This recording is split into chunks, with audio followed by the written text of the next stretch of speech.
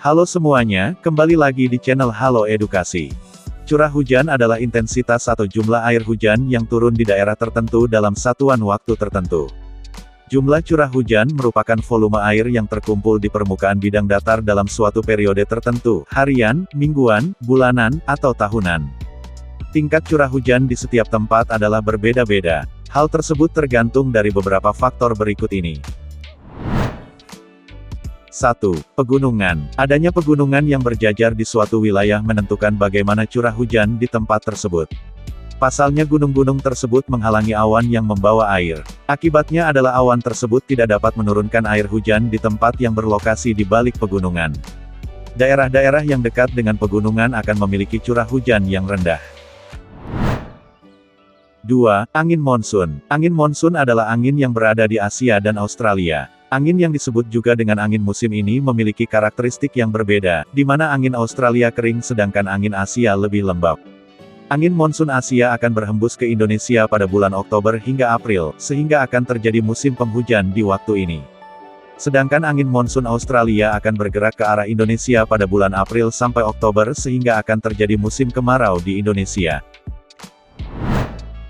3. Arah angin. Meski bentuk angin tidak dapat terlihat secara kasat mata, namun kehadiran angin dapat mempengaruhi curah hujan di suatu tempat. Sebab angin inilah yang akan membawa awan yang mengandung air sebelum turun hujan ke suatu tempat. Sehingga wilayah-wilayah yang memiliki sedikit angin juga akan memiliki curah hujan yang rendah. 4. Suhu udara. Suhu udara juga merupakan salah satu faktor penting yang berpengaruh terhadap tinggi rendahnya curah hujan. Wilayah yang memiliki suhu udara yang rendah memiliki tingkat curah hujan yang rendah.